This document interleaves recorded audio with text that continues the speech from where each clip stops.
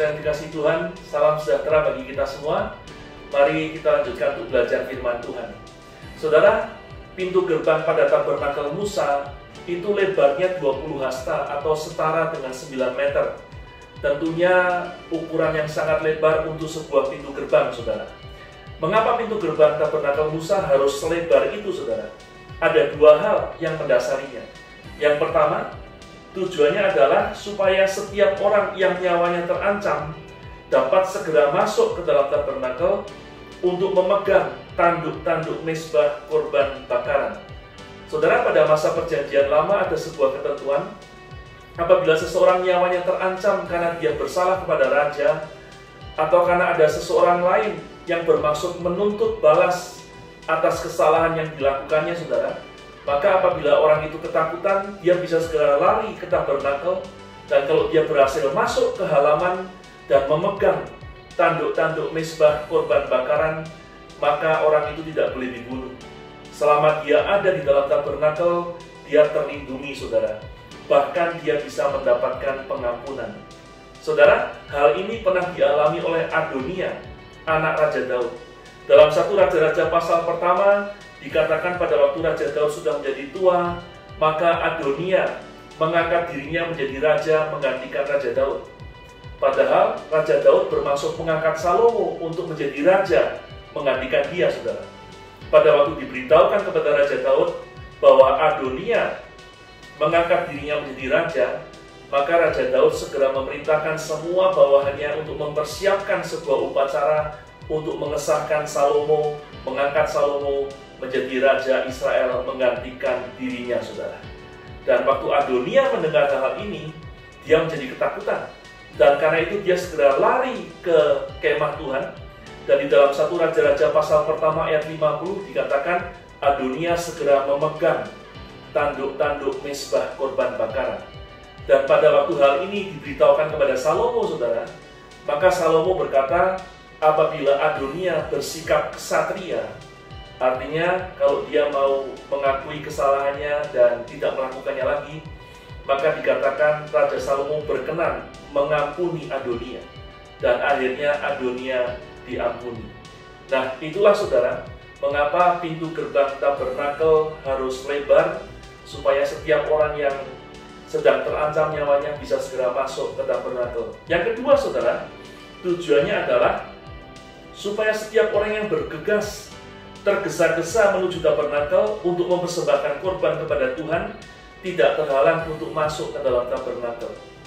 Saudara, ada masanya bangsa Israel diberikan kesempatan untuk datang ke tabernakel, mempersembahkan korban kepada Tuhan untuk minta pengampunan buat dosa-dosanya, saudara. Saya percaya selama bangsa Israel berdosa dan belum mempersembahkan korban, hatinya pasti tidak tenang. Ada ketakutan, ada kekhawatiran. Dan karena itu bangsa Israel pasti menanti-nantikan saatnya untuk bisa mempersembahkan korban kepada Tuhan, supaya dia menerima pengampunan dosa, sehingga hatinya tenang, hatinya tidak khawatir, tidak takut, bisa merasa damai sejahtera. Bahkan dia berharap akibat dari dosa kesalahannya bisa segera diampuni oleh Tuhan, saudara. Karena itulah pintu gerbang tabernakel harus lebar, saudara. Nah, dari dua hal itu, saudara, kita bisa mengambil kesimpulan. Yang pertama adalah Tuhan Yesus menantikan semua orang untuk mau datang kepadanya. Karena itu, kesempatan untuk menerima dan percaya kepada Tuhan Yesus sangat terbuka lebar.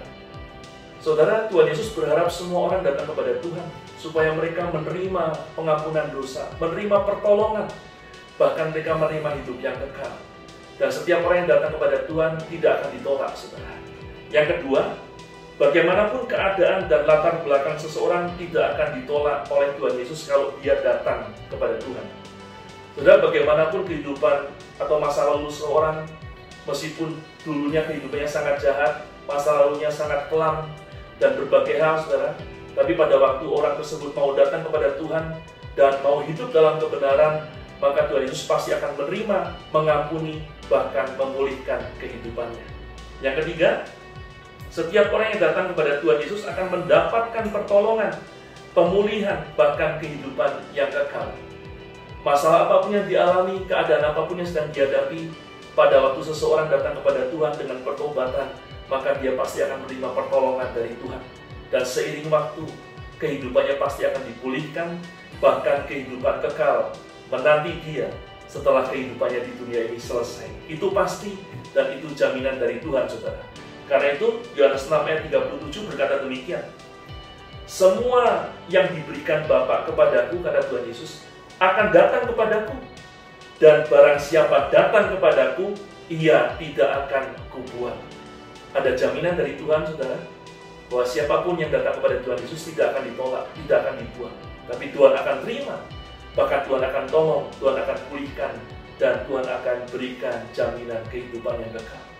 Yaitu saudara, mari, kalau saat ini kita sedang menghadapi permasalahan, pergumulan, kesulitan, kalau kita saat ini sedang tertekan dengan perbuatan-perbuatan kita di masa lalu, mari datanglah kepada Tuhan, terimalah pengampunan dosa, dan berjalanlah bersama dengan Tuhan, dan kau akan melihat bahwa kebaikan kemurahan Tuhan menyertai engkau sepanjang umur hidup. Nah itu mari saudara satukan hati kita dalam doa untuk minta anugerah ini kepada Tuhan. Haleluya. Hamba-Mu datang kepadamu bersama dengan umat-Mu Tuhan. Tolong kami semua, hamba-Mu berdoa biar setiap orang yang datang kepada Tuhan, mereka semua menerima pengampunan dan pertolongan Tuhan, dan biar mereka semua boleh hidup dalam damai sejahtera, dalam ketenteraman yang besar dari Tuhan Yesus. Terima kasih Tuhan, dan hamba-Mu hari ini lepaskan berkat buat umat-Mu di dalam nama Tuhan Yesus Kristus. Umat Tuhan yang dikasihi dan mengasihi Tuhan Yesus, terimalah berkat yang terbaik dari tempat Maha Tinggi, berkat jasmani dan rohani dari Allah Bapa di surga, di dalam anaknya yang tunggal Tuhan kita Yesus Kristus, dan dalam persekutuan yang manis dengan Allah Roh Kudus, menyertai kita senantiasa, mulai saat ini sampai Maranatha, bahkan sampai selama-lamanya. Di dalam nama Tuhan Yesus Kristus aku lepaskan berkat ini. Haleluya. Amin. Nah demikian saudara perenungan kita hari ini, biar jadi berkat buat kita semua. Sampai jumpa di kesempatan selanjutnya. Tuhan memberkati dan shalom.